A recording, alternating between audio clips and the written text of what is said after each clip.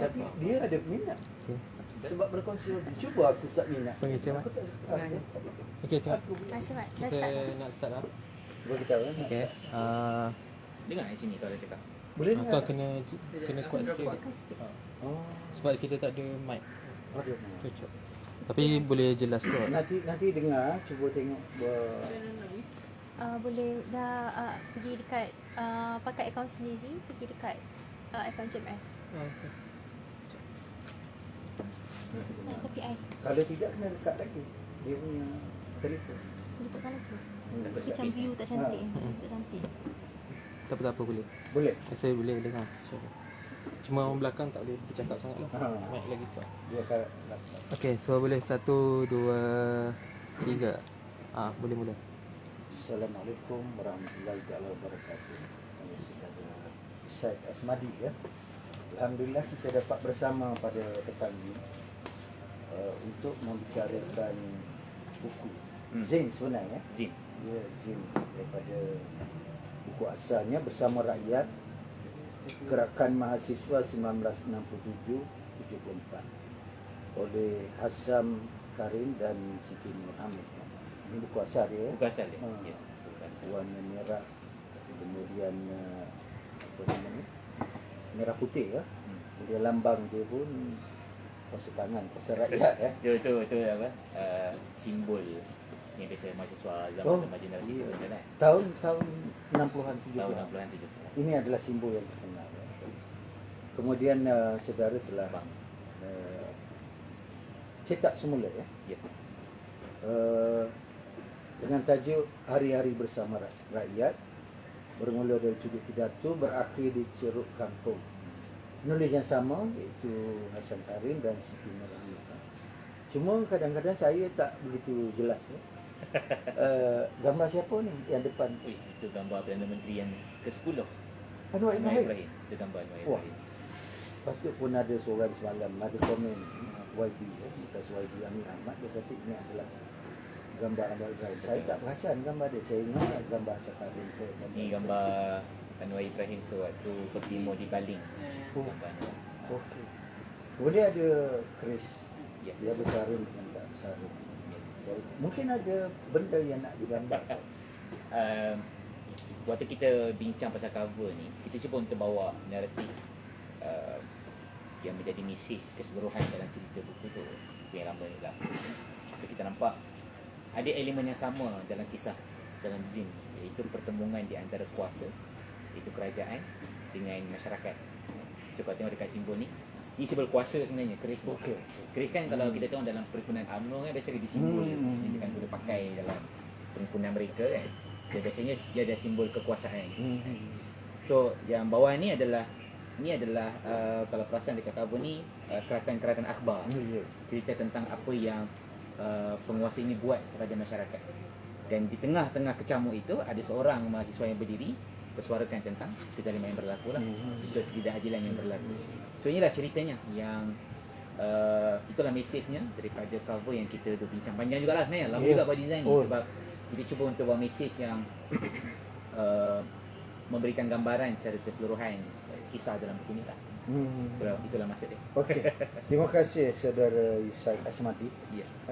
Itu adalah mukadimah saja. Mukadimah sikit. Mukadimah saja Tak masuk berkenaan lagi. dengan bicara buku. Betul ya. Sebelum tu izinkan saya untuk memberitahu sedikit berkata tentang saudara Syed Asmadi merupakan graduan Universiti Melaya, sarjana muda pengajian Islam dan teknologi maklumat. Ya. Mantan Presiden Persatuan Belia Harmoni Malaysia, kemudian Ketua Penerangan Ikram Muda Malaysia dan Jawatan Kuasa Pendidikan Majlis Belia Malaysia. Saudara juga merupakan pengasas kepada The Garage Buku. Betul. Ya. Kemudian menulis buku tentang mahasiswa dalam beberapa buku seputar mengenai mahasiswa ini, antaranya Mahasiswa Menjelang Tahun 2030, Kampus Tanpa Pagar dan Memerdekakan Mahasiswa ya. Itu tulisan saudara ya. Betul saya. Okey. Pertama sekali saudara, sebagai pengasas The Garage Buku, ya, apa yang mencetuskan idea untuk buat benda tu? Oh, menarik soalan tu. Ya. Saya bergelumang dengan mahasiswa ni secara bergelumang ni maksudnya adalah membaca sejarahnya, mencari bahan bacaannya. Waktu saya di tahun 2, waktu tu saya ingat lagi, saya dengar kuliah Fahmi Reza Oh, yang cerita yang pasal tentang demonstrasi. yang tentang sejarah aktivisme mahasiswa Okey. daripada daripada selepas merdeka sehinggalah sebelum AUKU. Waktu itu saya dikenalkan dengan satu buku yang saya panggil sebagai kitab sejarah mahasiswa lah. Oh, buku apa tu? Aktivisme mahasiswa hadis ni. Tak ada yang merah Oh, bawah ni. cakap. Oh, Saya kenalkan dengan buku ni lah. okey. Aktivisme mahasiswa Malaysia, saya baru tahu covernya rupanya Fahmi Reza yang buat. Oh, Fahmi. So saya diperkenalkan dengan buku ini dan buku inilah jadi permulaan kepada bacaan-bacaan saya lah untuk seterusnya. Yang mana saya dari situ saya mula berkenalan dengan buku antaranya adalah buku ni sendiri Bersama Rakyat, kemudian buku Mahasiswa Menggugat Prof. Muhammad Abu Bakar, dan saya nampak Sudah menjadi buku rare, mahasiswa menggugat. betul Sampai 100 lebih orang itu jual. orang berjual sampai 200 tu. Sampai 200 wah. So bila saya cuba memahami semula kenapa mahasiswa yang ada di negara saya waktu itu, mereka ni tak kenal sejarah mereka. Mereka ni tak tahu menjadi mahasiswa itu harusnya bagaimana kan. Yang diajar kepada mereka adalah apa yang senior cakap dekat mereka, ataupun apa yang pentadbir cakapkan mereka lah. So dia ada banyak gap. Yang salah satu gap yang saya nampak adalah bahan bacaan. Kalau kita lihat yang semasa yang ada, kalau di era 60-an tu biasanya orang tengok mahasiswa menggugat, Ya. tak ada buku lain. Kalau ada pun mungkin buku ni lah Bersama Rakyat itu pun daripada 67 sampai 74. 80 sampai 90 tu tak banyak bacaan. Sedangkan waktu itu adalah antara era-era apa orang panggil era Islamis mula menaik kan. So bagi saya apabila kurang bacaan tentang mahasiswa tak kenal diri mereka siapa. Tak tahu siapa jati diri mereka, yang akhirnya mereka ni tak tahu mereka harus jadi bagaimana dan mereka ini perlu buat apa. So situlah datangnya kesedaran dan datangnya ada satu keperluan lah. Yang saya nampak, okey, aku perlu terbitkan buku-buku tentang mahasiswa sebagai satu bentuk pendidikan lah. Yang di hujungnya adalah adanya kesedaran.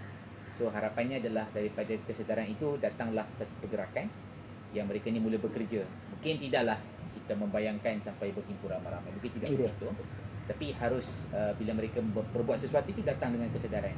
Bukannya macam sebab nak married ataupun sebab nasty college, betul-betul lah yang krusial lah. Itu sebab kenapa diwujudkan garis buku. Oh, menarik, satu sejarah yang cukup menarik. Maksudnya fokus The Garage buku adalah berkenaan dengan dunia aktivisme mahasiswa. Betul.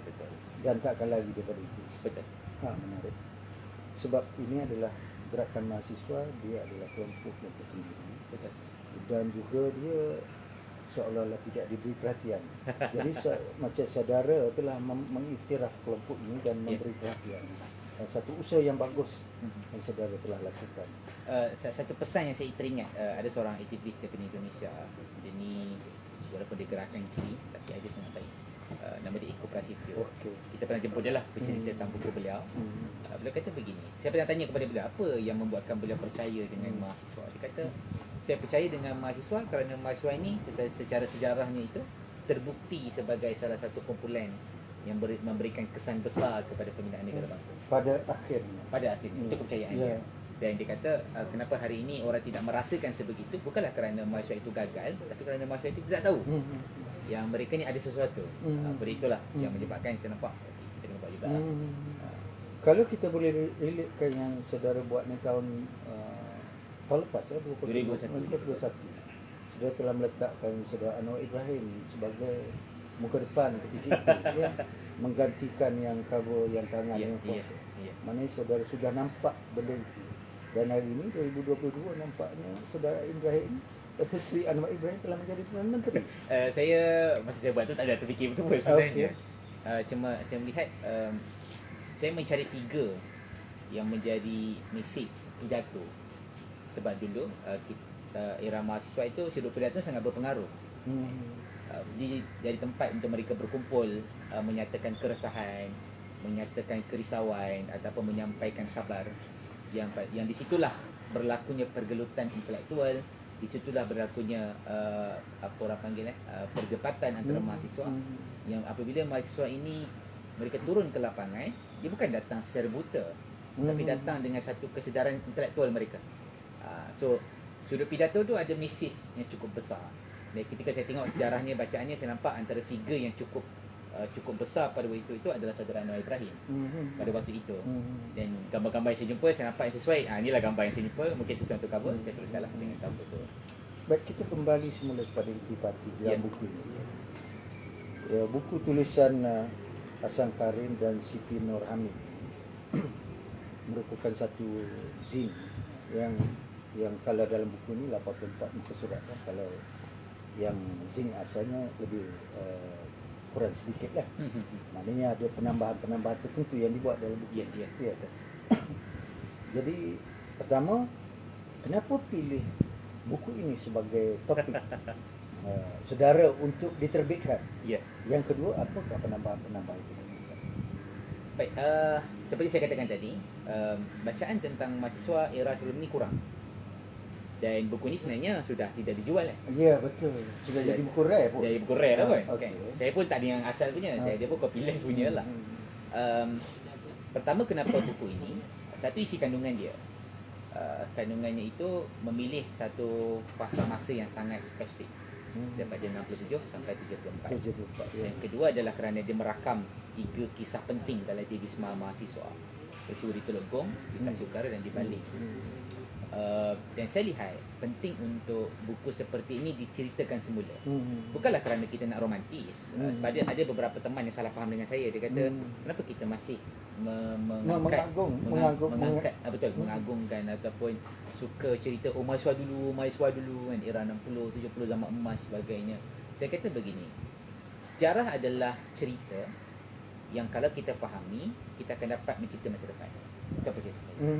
Sebab bila saya baca sejarah itu, ada sebab dan akibat yang lebih kurang sama, yang mana boleh kita belajar supaya nanti ke depan nanti kita tak masuk lubang yang sama kali kedua. Betul. Kan? So itu sebab kenapa saya memilih salah satu buku sebagai permulaan sebenarnya untuk penerbitan di peringkat garaj buku.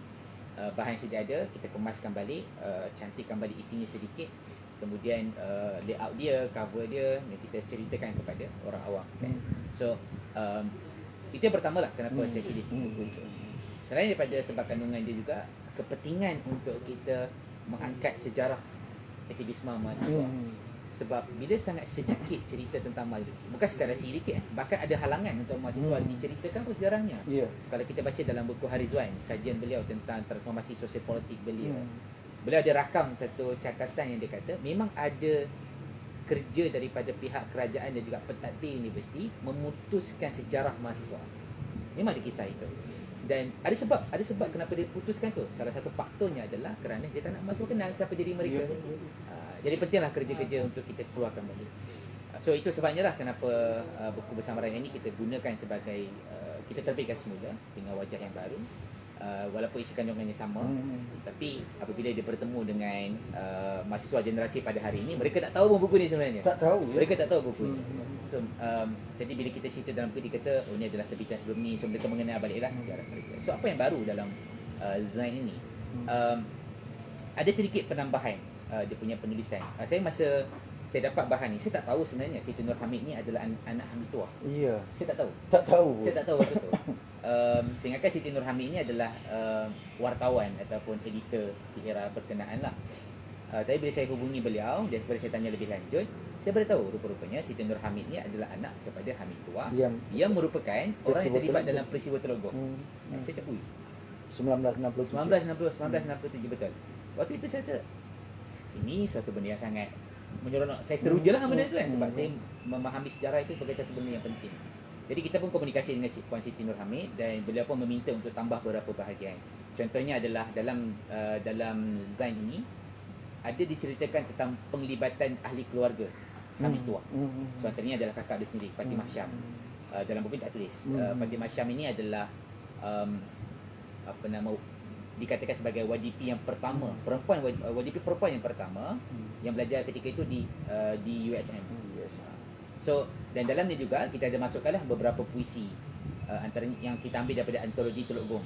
Antologi Teluk Gong ni adalah susunan daripada Usman Awang memperingati peristiwa Teluk Gong itu. So kita tambah beberapa lah puisi yang kita lihat sangat signifikan pada isi kandungan dalam Zain ini. So kalau baca Zain ini ada sedikit, dia tak banyak penambahan kandungan, tak banyak. Masa saya hubungi YB Hassan Karim pun, beliau kata isinya, dia kata betulkan sikit-sikit je bahasa dia. Isi tu tak payah kekalkan dia. Iya. Sebab tujuannya adalah supaya sejarah itu ada semangatnya kekal di situ. Supaya originality tu kekal. Betul, ya, betul. Kemudian ada bahagian belakang juga, kita ada gambar-gambar lah yang kita masukkan. Kita extract daripada buku yang lama. Saya letak balik dalam buku tu supaya bila orang melihat gambar-gambar itu, inilah rakaman sejarahnya lah apa yang berlaku. Itulah serba sedikit yang apa yang berbeza dengan yang baru. Nampaknya ada dua penulis di sini. Betul. Satu Hassan Karim dan yang kedua Siti Nur Hamid. Betul. Boleh saudara jelaskan dari segi pembahagian penulisan mereka dalam buku ini? Baik, dalam buku ni ada 4 tulisan. Dimulakan dengan tulisan daripada YB Hassan Karim sendiri. Dia memberikan secara ringkas perjalanan aktivisme mahasiswa daripada 65 sehinggalah kepada 74. Beliau berceritalah ada zaman peralihan, zaman pergolakan, zaman permulaan dan sebagainya. Dan menariknya adalah di dalam tulisan YB Hassan Karim itu, di hujung itu beliau memberitahu kritikan beliau terhadap aktivisme mahasiswa. Yang menariknya adalah kurangnya penglibatan dengan tokoh intelektual. Sama juga berlaku macam hari ini lah. Para pesyarat tu seperti terputus dengan mahasiswa kan. So itu tulisan yang pertama lah. Kemudian disambung dengan peristiwa di Teluk Gong yang ditulis oleh Siti Nur Hamid sendiri. Kemudian usai cerita tentang Teluk Gong, Tasik Utara. Tapi Tasik Utara ni menariknya adalah bukan ditulis oleh Siti Nur Hamid dan juga bukan ditulis oleh YB Hassan Karim. Dan kita orang bertanya siapa yang tu, dia tak tahu. Dia sih tak pasti siapa. Saya pun bila saya tanya YB Hassan Karim, sebab Siti Nur Hamid tulis 2 tulisan dalam ni. Dia tanya YB Hassan Karim, dia kata saya tidak menulis tulisan ini dan saya tidak pasti siapa. Atas dasar integriti saya, kekalkan dia sebagaimana dalam tulisan awal. So, dalam buku awal memang tak tulis siapa yang menulis tulisan tu. So kita kekalkanlah cerita tentang Tasik Utara. Dan terakhir adalah cerita tentang Bali yang ditulis sendiri oleh Siti Nur Hamid. So itulah ada 4 tulisan dalam ni lah. Bermula dengan ringkasan dia, kemudian perincian kepada cerita-cerita yang berlaku. Ya. Kalau kita baca dalam buku ini, ada 3 sosok tubuh yang aktivis mahasiswa, yang agak tokoh yang dibicarakan. Satu Syed Hamid Ali, yang kedua Isyamudin Rais, dan yang ketiga Ahmad Ibrahim. Platform kepada Syed Hamid Ali dan Isyamudin Rais adalah Kelab Sosialis dan Persatuan PMUN, Persatuan Mahasiswa Universiti Melaya. Manakala platform untuk Anwar Ibrahim adalah PDMUN, Persatuan Bahasa Melayu. ya, dan juga ABIM yang terbuka. Nampaknya ada semacam persamaan dalam perbezaan. Betul kan? Persamaannya macam mana? Ialah persamaan dari segi mereka bertiga ini sama-sama menyertai demonstrasi, Betul. menjadi juara kepada masyarakat. Betul. Tetapi ada sedikit perbezaan juga. Betul. Boleh saudara jelaskan? Ini adalah sosok yang menarik. Syed Hamid Ali, abangnya Syed Hussein Ali. Ya. Nama Isyamudin Rais dan juga Anwar Ibrahim ini adalah antara contoh sosok yang muncul daripada gerakan mahasiswa. Kebersamaan dia. Ya. Sebab saya percaya bahawa kuliah tidak mengajar mahasiswa tentang keberanian. Sebab kuliah ni kita dulu yang dengar kan, mungkin kita bersama jawab. Tapi dia tidak pernah ajar kita tentang keberanian. Yang keberaniannya adalah gerakan. Sebab gerakan ni menolak mahasiswa ni untuk berpidato, menolak mahasiswa ni untuk berjumpa dengan masyarakat, bahkan sampai ke tahap berdepan pula dengan polis kan. So ketika-ketika itu melalui fasa begitu, mereka ni dididik tentang keberanian melalui jalan jalan perlawanan ataupun jalan percubaan. Itu satu. Itu persamaan je lah. Selain daripada itu juga, mereka ni sudut keprihatinan mereka terhadap masyarakat itu cukup tinggi. Tinggi maksudnya memberikan gambaran bahawa mereka ni memang sangat bergaul dengan masyarakat. Mereka ada kesedaran bahawa masyarakat ni ada masalah dan tanpa perlu ambil masa yang lama. Macam mana kalau polis serang bla bla sebagainya, mereka turun dulu. Itu yang berlaku kepada Baling, itu yang berlaku kepada Tasik Utara, bahkan berlaku juga di Teluk Gong. Bila masyarakat dengar sahaja berita, benda pertama mereka buat adalah mereka turun jumpa dengan masyarakat di situ, apa cerita sebenarnya, apa yang berlaku. Dan kemudian ada beberapa mahasiswa akan dihantar pulang ke kampus, gunakan suruh pidato untuk bercakap kepada teman-teman mahasiswa yang lain. Di situlah munculnya demonstrasi dan sebagainya sebagai pernyataan sikap. Apa yang berbeza adalah ideologi mereka. Ya. Ada satu kisah menarik bercerita tentang waktu itu berlakunya peristiwa 13 Mei yang kita tahu antara sejarah hitam dalam pembinaan negara kita. Dan mahasiswa mendesak Tunku Abdul Rahman turun tak jawatan. Ini terkandung dalam buku. Ada dalam. Ya. Dan dia beritahu saya apa perbezaan dia. Anwar Ibrahim minta waktu itu Anwar Ibrahim sendiri desak Tunku Abdul Rahman turun. Syed Amir Ali pun minta dia turun. Tapi ada perbezaan sebab kenapa mereka nak Tunku Abdul Rahman turun. Kalau pada sudut Syed Amir Ali, dia kata dia nak Tunku Abdul Rahman turun sebab dasar-dasar ekonomi, sosial dan politik yang digunakan oleh Tunku Abdul Rahman itu bermasalah. Sebab dia hanya membela elit, tidak membela kepada masyarakat di bawah. Bagian Anwar Ibrahim pula kerana sikap Tunku Abdul Rahman kepada dasar-dasar kebangsaan, bahasa Melayu, dia tidak cukup kuat, tidak cukup, orang panggil apa, tidak cukup tegas dengan dasar tu. Tapi dua-dua minta benda yang sama minta untuk letak jawatan. Tapi alasan kenapa untuk letak jawatan tu berbeza. So itu yang saya nampak ada persamaan dalam perbezaan. Dan itu adalah perkara yang normal dalam aktivisme mahasiswa. Dan seperti mana yang dikritik oleh Wabi Hassan Karim sendiri dalam tulisan tu, dia kata mahasiswa ni memerlukan isu untuk bersama. So kalau contoh konflik Tunku Abdul Rahman, so isu konflik tu jadikan sebagai tempat untuk mereka bersama mendesak turun letak jawatan. Walaupun mungkin sebab kenapa minta turun jawatan tu berbeza. Sama juga bila melibatkan rakyat miskin. Ada yang melihat sebagai satu bentuk ketidakadilan sosial, ada yang melihat sebagai satu bentuk kezaliman. Kalau masyarakat di ideologi kiri biasanya melihat sebagai satu bentuk ketidakadilan sosial kerana contoh isu setinggan yang Tasik Utara tu kan. Isu sebab mereka tak ada rumah. So sebagai tanda keadilan sosial sepatutnya dia berikan rumah untuk mereka. So mungkin di peringkat ada satu kumpulan dia kata bila polis serang setinggan ini menghalau mereka keluar, satu bentuk kezaliman. So bagi mereka salah untuk pihak penguasa ini menggunakan kuasa untuk menghalau rakyatnya sampai dia orang tidak ada rumah. So itulah yang saya nampak serba sedikit perbezaannya, persamaannya kan. Cuma utamanya adalah untuk mahasiswa generasi baru ni adalah menentukan sikap apa yang mereka nak ambil. Ini lagi penting daripada bercakap Mama ni sosialis, Mama ni Islami, itu satu hal lah. Tapi kalau kita memilih untuk tidak bersikap, bermasalah lah. Itulah apa saya nampak. Apa yang jelas di sini perbezaannya, nampaknya Isyamuddin menggunakan flag sosialis dan juga di MUM tu sendiri, dan Anwar Ibrahim menggunakan PBNM, kemudian menggunakan ABIN. Maknanya dua platform yang berbeza dan pendekatan juga mungkin berbeza walaupun matlamat sama. Dalam buku ini, seingat saya, Hasan Karim ada menulis tentang satu rampasan kuasa berlaku di Universiti Melaya. Betul. Boleh saudara jelaskan? Menarik situ. Ya. Pasal kuasa dia menarik sebenarnya. Ya. Apa yang berlaku pada, saya cerita dulu punya konteksnya lah. Era itu adalah peristiwa Tasik Utara. Tasik Utara ni kalau siapa yang Tasik Utara ni Johor 1974. Betul. 1974. Ya. Peristiwa itu berlaku di Tasik, bermula dengan peristiwa di Tasik Utara yang mana ada satu masyarakat setinggan yang bina perumahan di satu tanah haram, dan kemudian waktu itu nak dekat pemilihan lah untuk saya tak pasti sampai di peringkat parlimen, dekat parlimen ke ataupun ada, saya tak pasti. Tapi yang pasti adalah ada seorang ahli parlimen yang bertanding itu berjanji kepada mereka untuk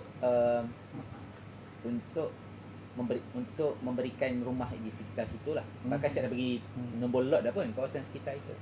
Tapi apa yang berlaku adalah selepas berlaku pemilihan, dia punya level apa orang panggil kawasan penempatan itu dilihat sebagai tempat selamat untuk mereka, sampai kampung tu dinamakan sebagai kampung Barisan Nasional. Tanpa label tu. Sebab mereka rasa mereka selamat di situ dan dijadikan tempat lah.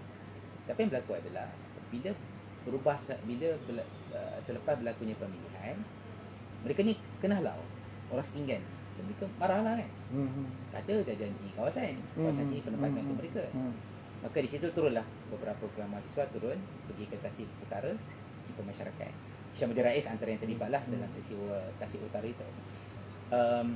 Dan ketika konflik itu berlaku, ada pertembungan di antara pihak polis dan mereka ni pun dah dihalau keluar, dan lepas mereka dihalau keluar ni, semua orang-orang kampung dalam 300 orang, 16 buah keluarga ini berkumpul dekat depan bangunan kerajaan negeri Johor.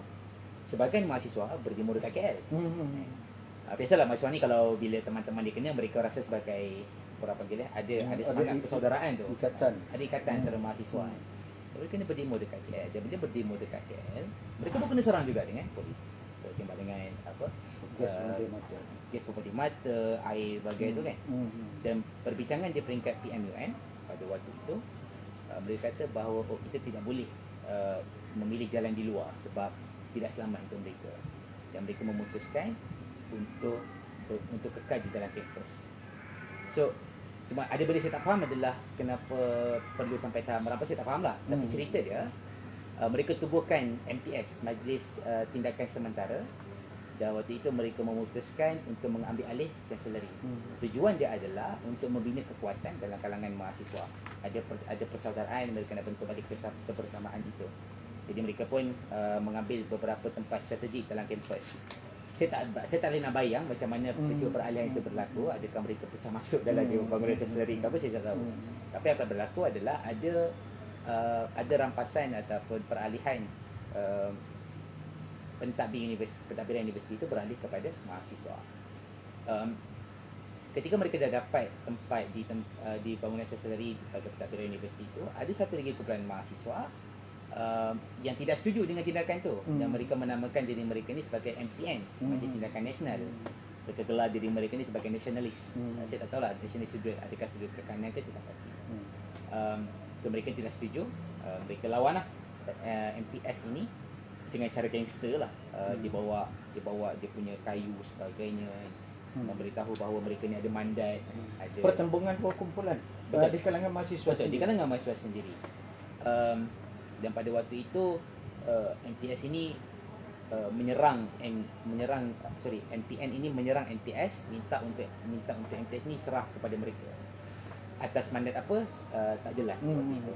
Dan sebenarnya MPN ni ditubuhkan dalam keadaan yang tidak tahu mereka ni dapat sokongan daripada siapa sebenarnya. Jadi untuk dipendekkan cerita, apa yang berlaku adalah MTS kembali kepada MPN, kemudian MPN serah kembali kepada pentadbir universiti, dan tindakan MPN itu dipuji pula oleh pentadbiran kerajaan. So bila dilihat sejarahnya itu, ada kritikan yang kata MPN ini disokong oleh kerajaan pada waktu itu. Itu Mahathir lah waktu tu. Dia lah yang bekerja-kerja tu dengan niat dia tak nak mahasiswanya ada kekuatan. Dia tak nak mahasiswa ini jadi satu pengaruh besar kepada dasar kerajaan pada waktu itu. Jadi usai sahaja kembali kepada pentadbiran universiti, adalah demonstrasi yang digerakkan, mengkritik sebagainya. Kembali seperti biasa, pengikut kuasa itu kembali kepada PMUN dan hidup macam biasa lah. Tapi cerita tu menarik sebab saya tidak boleh bayang macam mana rampasan kuasa itu berlaku. Saya juga tak boleh bayang macam mana mereka mengambil tempat pos-pos strategik dalam kampus. Bahkan lebih menarik, sampai ke satu peringkat mereka pulau kuliah. Boikot kuliah. Benda yang susah nak berlaku sekarang lah. Sebab kalau boikot kuliah ni orang kata, oh tak beradab, tak kurang ajar dengan pensyarah sebagainya kan.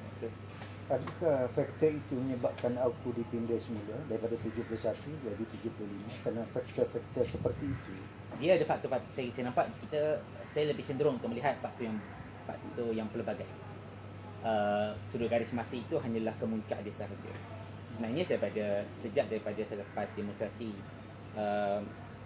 sejak daripada peristiwa 1969 masa PRU ketiga itu, kerajaan memang dah takut dah dengan mahasiswa. So waktu itu mahasiswa buat manifesto mereka sendiri, manifesto rakyat. Punyalah besar pengaruh mahasiswa ini, mereka buat himpunan itu sampai dapat kumpul 100,000 orang. Satu benda yang saya rasa kalau mahasiswa buat sekarang tak ada benda itu. Ini kesan daripada betapa mahasiswa itu memahami rakyatnya, memperjuangkan rakyat sampai rakyat merasakan mahasiswa itu mampu untuk membantu mereka. So PRU yang ketiga dah nampak dah pengaruh besar mahasiswa ketika itu. So waktu itulah antara awal yang kerajaan buat adalah kerajaan halang mahasiswa ni berkempen di belahan Pantai Timur. Dah habis pusing Pantai Barat ni, nak gerak Pantai Timur ni kena halang. Itu maknanya dah ada tanda-tanda awal yang kerajaan ni cuba untuk mengekang mahasiswa. So climaxnya adalah ketika berlakunya Isu Baling 1975. Waktu itulah lepas mereka tengok beberapa peristiwa sebelum itu, mahasiswa ni demo tentang ini, rakyat pula sokong mengurangkan kepercayaan rakyat kepada kerajaan tak boleh nak urus dah, tak boleh nak kawal rakyatnya. So datanglah Climax ni, ujungnya tu adalah Auku lah. 1971 Auku yang pertama, kemudian dipindah 1975. 75 tu memang spesifik disebabkan peristiwa Baling. Balik. Bagi saya spesifik sebab Baling. So waktu itu memang kau memang mahasiswa betul-betul menjadi politikal lah. Begitu. Kita menarik cerita tadi ya. Saya menarik, sangat Mungkin lebih menarik kalau dibaca lah. Kalau ini dijual ya? Ya, dijual. Berapa ringgit? RM15. RM15.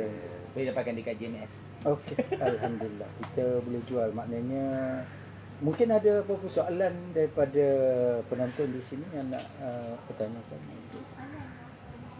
Okey, ada Banyak soalan? juga, Okey. Menarik tu. Soalan yang pertama, pandangan mengenai aktivisme mahasiswa yang semakin malap hari ini. hari ini. Maksudnya hari ini kenapa mahasiswa begitu malap? Komen saudara.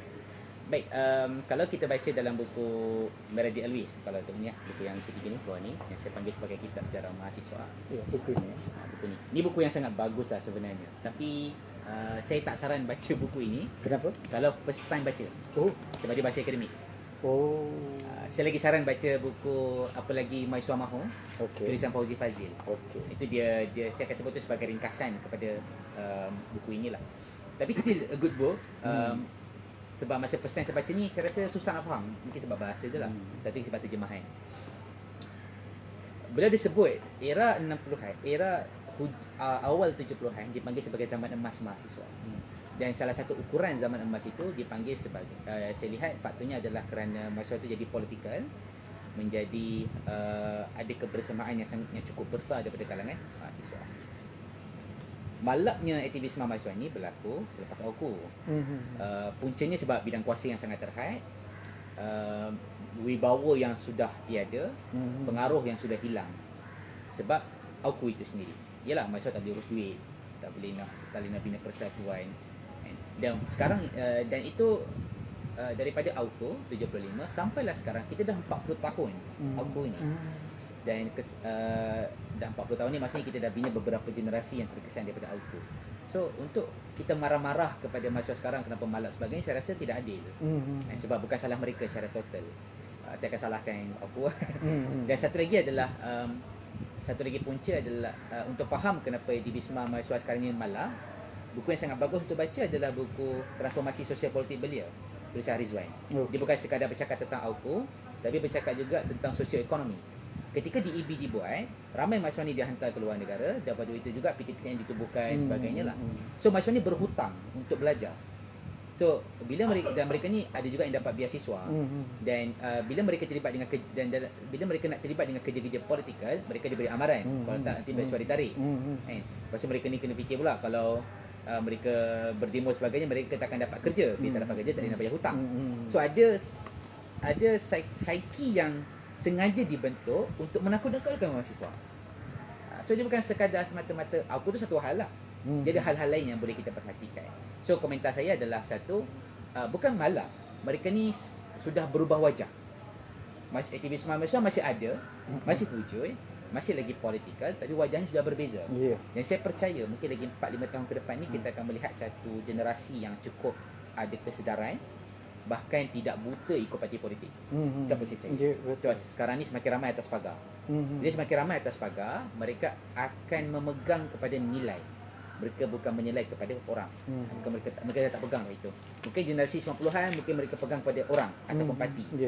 Masuk generasi yang 2000 ke atas ataupun yang mungkin tidak pernah yang mungkin tidak lahir era reformasi ini ataupun sebelum itu lagi, mereka ni sudah tidak memaut kepada ideologi sangat pun.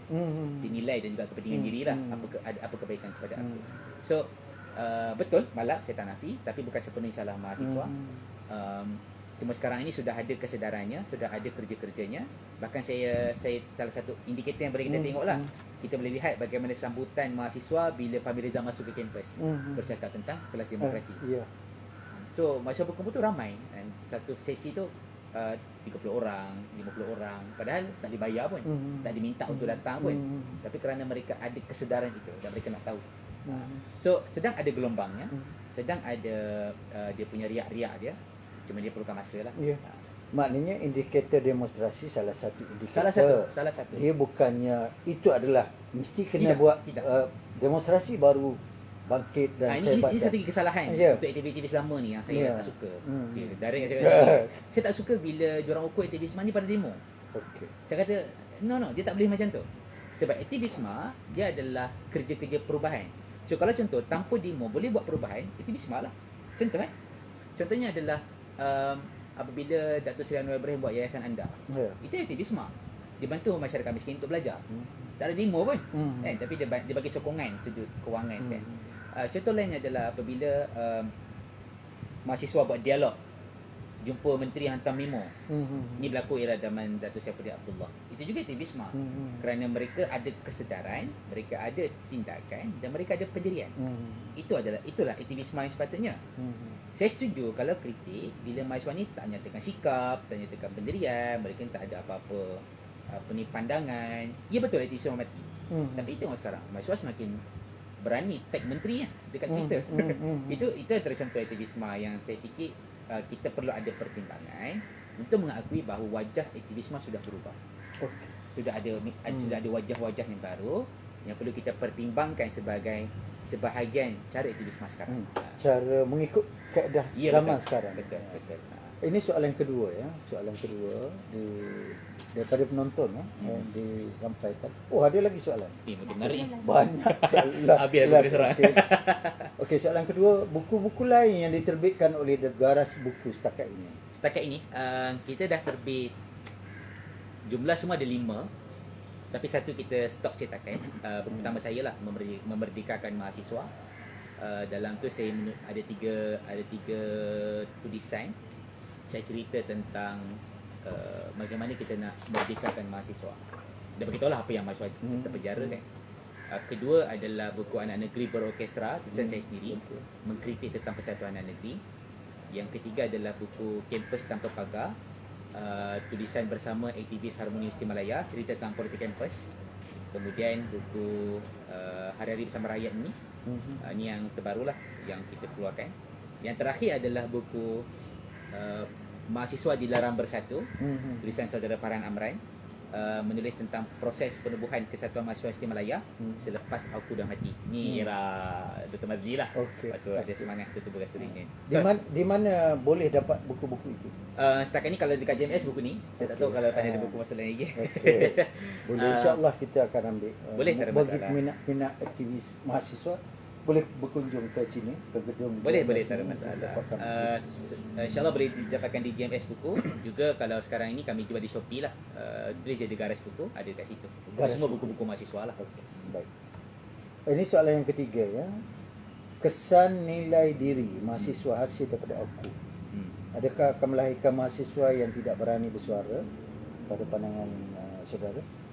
Dia bukan Kesan. akan melahirkan, dia memang melahirkan. Ni kritikan tajam daripada beberapa tokoh yang mengkritik tentang Auku ini. Antara kritikannya adalah Auku melahirkan dua culture. Pertama ada culture of fear, budaya takut. Satu lagi ada culture of silence, budaya bungkam. Kerana Auku memberikan hukuman kepada mahasiswa yang ada kesedaran. Sampai timbul satu istilah dipanggil sebagai kesedaran adalah satu jenayah. Sampai timbul istilah itu kan. Dan waktu itu dimumukkanlah mahasiswa ni jangan terlibat dengan tu, jangan terlibat dengan politik sebagainya. So kalau soalannya adalah akan melahirkan yang jenis tak berani bersuara, iya betul. Betul, benda memang berlaku. Cuma selepas era PH menang ketika period 14, budaya itu semakin terhakis. Semakin ramai yang lebih berani mengkritik kerajaan, semakin ramai yang lebih berani mengkritik menteri. Saya sampai satu level ketika COVID itu, saya tak pernah terbayang orang boleh buat kempen desak Dr. Nuraini letak jawatan untuk mahasiswa yang selepas Auku. Dan jumlah sangat besar. Satu lagi adalah ada satu kempen yang digerakkan oleh anak muda. Kalau masih ingat, hashtag kerajaan gagal, kerajaan bodoh waktu itu keluar juga. Klimaksnya adalah kerajaan pembunuh. Okay, ini adalah citra-citra yang berikan gambaran bahawa generasi muda pada hari ini sudah berani bersuara. Cuma mereka ni bukan berada dalam persatuan. Mereka ni bukan berada dalam gerakan. mereka tidak berada dalam kumpulan, mereka berada secara individu-individu. So itulah kalau jawapan saya betul, memang dia melahirkan mahasiswa yang tidak berani memberikan pandangan. Cuma budaya itu semakin lama sudah semakin terkikis sekarang ini. Gitu. Okey, baik. Terima kasih kepada saudara Syed Asmadi, satu penjelasan yang panjang lebar termasuk soalan-soalan ya. Ada banyaknya tapi tak apa. Saya ingat satu pendedahan dan juga mungkin satu pencerahan Ya. yang baik khusus untuk gerakan mahasiswa di Malaysia. Perbandingan khusus untuk buku Hari-Hari Bersama Rakyat. Hari-Hari Bersama Rakyat. Okey. Tuan-tuan boleh dapatkan, saudara-saudara boleh dapatkan di JMS, boleh beli secara online ataupun datang ke gedung Boleh, kita. boleh. Okey. Kemudian menerima soalan yang bertalu-talu daripada penonton juga. Alhamdulillah, Satu satu tajuk. benda tajuk yang menarik, yang rasanya memberi perhatian kepada ini. Okey, bagi pihak JMS mengucapkan terima kasih kepada pihak studio, ucapkan terima kasih kepada kehadiran sudah ada. Kita akhiri majlis ini. Assalamualaikum warahmatullahi wabarakatuh. Waalaikumsalam. Terima kasih.